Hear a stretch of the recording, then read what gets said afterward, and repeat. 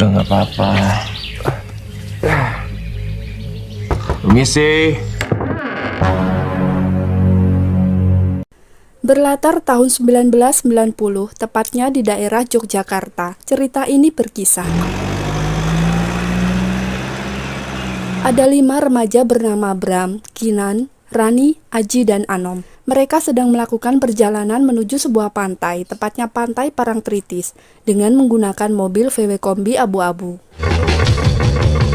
Perjalanan mereka diwarnai gelak tawa, namun Anom tiba-tiba saja meminta berhenti dan... Stop, Ji. Ya, ternyata Anom ingin buang air kecil saja. Woi, prostat! Perjalanan pun akhirnya dilanjutkan kembali. Namun Kinan yang merasa aneh, tiba-tiba saja bertanya kepada Aji, bahwasanya mereka kok tidak pernah melihat kampung atau satu rumah pun selama berjam-jam. Ini jalan yang benar. Aji yang sangat paham betul kemudian menjawab bahwa ini adalah jalan yang benar dan ia sering melewatinya. Namun tiba-tiba... Ya, mobil itu seperti menabrak sesuatu dan menyebabkan mereka harus turun untuk mengeceknya. Kok nggak ada bekasnya, Ji? Namun yang tak masuk akal adalah ketika Anom dan Aji mengeceknya, tidak ada satu benda, orang atau sejenis kardus yang tertabrak. Dan yang anehnya lagi, mobil pun tidak ada tanda-tanda bekas menabrak. Mesin kali. Nggak mungkin. Di sisi lain, Kinan yang sudah tak tahan ingin buang air kecil meminta Bram untuk menemaninya. Bram, aku kebelet nih. Rina sempat menyuruh Kinan untuk menahannya, namun karena sudah di ujung pucuk, mereka pun berdua akhirnya memutuskan pergi ke tengah hutan. Rina yang sendirian pun akhirnya keluar dari mobil, dan tak sengaja dia menemukan sebuah kunci, lantas ia menyimpannya. Scene kemudian berpindah ke Bram dan Kinan. Mereka akhirnya menemukan sebuah rumah di tengah hutan, dan ketika Bram mengetuk pintu rumah, tiba-tiba... Ya, pintu itu pun terbuka dengan sendirinya. Bram yang pelontong kemudian masuk ke dalam rumah itu. Lalu tanpa berpikir panjang, Kinan yang kebelet dari tadi segera masuk ke dalam kamar mandi. Namun ketika Kinan memanggil-manggil Bram, tiba-tiba... Bram? Ya, Bram yang sejak tadi tidak menjawab membuat Kinan harus mencarinya hingga ia harus naik ke lantai 2 dan tiba-tiba lagi.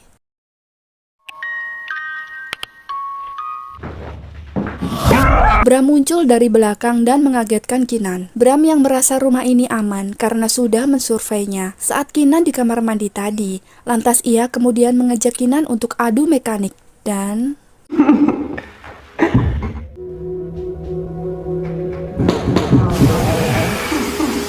Di sisi lain, Anom dan kawan-kawan akhirnya terpaksa mencari Kinan dan Bram karena dirasa sudah terlalu lama mereka masuk ke dalam hutan, terlebih hanya untuk buang air kecil saja. Mungkin mereka numpang kencing di rumah itu. Tak lama mereka akhirnya tiba juga di rumah yang sama. Saat Bram dan Kinan asik-asik, terdengarlah teman-temannya memanggil dan dengan terpaksa mereka menghentikannya. Bram! Kinan! Kalian di mana, woi? Cepet amat. Siang berlalu, malam pun tiba. Ketika dirasa lapar, maka tak segan-segan mereka kemudian melahap makanan di atas meja di rumah itu. Bram pun meyakinkan bahwa jika ada pemilik rumah, dia akan menggantinya atau meminta izin. Namun si Rina tidak ingin memakannya dan hanya diam. Kemudian dia ditanya oleh Kinan, lantas ia pun menjawab bahwa ada sosok hitam di belakang Bram yang terus memperhatikan dari tadi. Ada sosok yang sedang berdiri dari tadi melihat ke arah kita. Anom yang parnoan dengan hal seperti itu, tiba-tiba dia berlari karena ketakutan dan ingin segera pergi. Namun anehnya ketika ia pergi keluar, pintu itu terkunci. Kemudian mereka tiba-tiba mendengar ada suara tertawa. Lantas mereka pun mencari asal suara tersebut. Si Anom yang sedari tadi ketakutan memilih untuk menghancurkan kaca dengan kursi. Tapi tiba-tiba, ya, kursi itu kembali dan kaca jendela kembali ke posisi awal. Teman-temannya pun kaget dengan suara itu. Namun tiba-tiba, Anom ditarik dan hilang begitu saja, sehingga kejadian itu sontak membuat Kinan dan Rina histeris. Dan pasti, lagi tegang seperti itu, listrik selalu aja mati. Heran saya pun. Lantas mereka berjalan ke ruang makan dan tak disangka bahwa makanan yang mereka makan tadi adalah makanan yang dipenuhi dengan belatung. Aji kemudian berkata bahwa mereka harus segera meninggalkan tempat itu. Namun Anom harus ditemukan dan saat Kinan mencarinya, tiba-tiba... Ya, Kinan melihat Anom berlumuran darah dan ketika dia dihampiri, bayangan itu pun hilang. Aku sama Rani barusan ngeliat Anom ada di atas. Setelah kejadian itu, Bram dan Aji pun memutuskan agar Kinan dan Rani menunggu di bawah, sementara mereka akan mencari Anom di lantai atas. Hingga sampai di lantai atas, kemudian Aji dan Bram pun terpisah. Dan... ya, Bram melihat Aji dan Kinan sedang berciuman. Kejadian itu sontak membuat Bram geram dan marah. Ia kemudian turun ke bawah, lantas ia dengan serta-merta langsung menghajar Aji. Aji yang keheranan pun tidak melawannya, dan Bram menyuruh mereka menyudahi pertemanannya dan berpisah di rumah ini. Tak berapa lama dari itu, Bram pun bertanya kepada Kinan dengan apa yang terjadi barusan. Namun Kinan yang tidak merasa melakukan perselingkuhan, ia coba meyakinkan Bram, dan tiba-tiba saja obrolan itu terhenti karena terdengar suara Anom berteriak. Bram kemudian mencari asal-muasal suara itu, namun tiba-tiba ada sebuah kepala boneka menggelinding dan ia pun terjatuh di tangga. Scene kemudian berpindah kepada Rina dan Aji. Mereka pun mendengar suara teriakan Anom. Lantas mereka diteror dari mulai benda jatuh.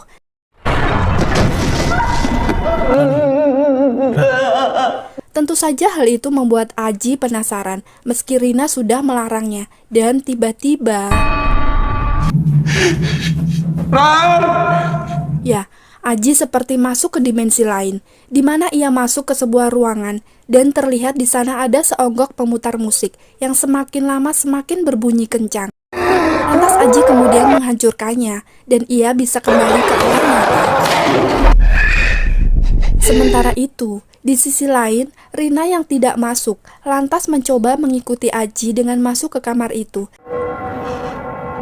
Dan ya, Rina juga masuk ke dalam dimensi yang berbeda. Namun kali ini Rina diperlihatkan sebuah kejadian lawas, di mana para penghuni rumah itu disatroni oleh para perampok dan membantai si pemilik rumah. Setelah itu, Rina kemudian tersadar dan ia melihat sebuah kotak kayu dan ketika dibuka... ya, Rina dibuat kaget melihat begitu banyak tulang belulang manusia dan saat itu ia lantas kemasukan roh jahat. Aji yang kemudian melihat Rina pun lalu menghampirinya, tapi tiba-tiba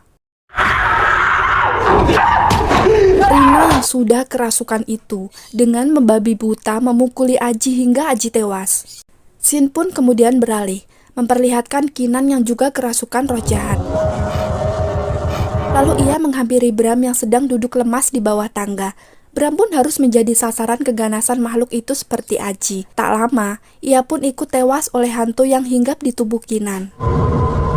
Kinan yang frustasi dengan kejadian itu, ia seperti digiring ke dalam sebuah lemari kosong sambil menangis dan ia pun bundir di dalam lemari tersebut. Kemudian Rina yang tersadar, keheranan melihat badannya dipenuhi darah dan ia melihat bahwa Aji sudah tewas tergantung di atap rumah. Malam berlalu, siang pun tiba. Akhirnya Rina bisa keluar dari rumah itu dengan badan yang lemah. Dan betapa terkejutnya Rina saat itu ketika ia melihat ke belakang. Ternyata rumah itu sudah tua, kumuh dan tak layak huni. Jadi selama ini mereka hanya dibuat halus saja. Dan ternyata inilah rumah kali urang. Kemudian Rina terus saja berjalan hingga akhirnya ia bisa menemukan jalan. Tapi tiba-tiba... dan film ini pun tamat. Secara keseluruhan dari film ini cukup menarik. Ya simple, walau tingkat kehororannya kurang menurut saya. Tapi lumayan lah. Sehingga pesan yang bisa kita ambil dari film ini adalah janganlah kita sesekali masuk ke rumah milik orang lain tanpa izin, apalagi sampai botram. Karena selain bisa dipidana, Anda juga bisa saja mengalami hal-hal mengerikan itu. Saya Angelina Jolie dan tim Budi Lovebird undur diri, dan sampai jumpa di video berikutnya. Terima kasih.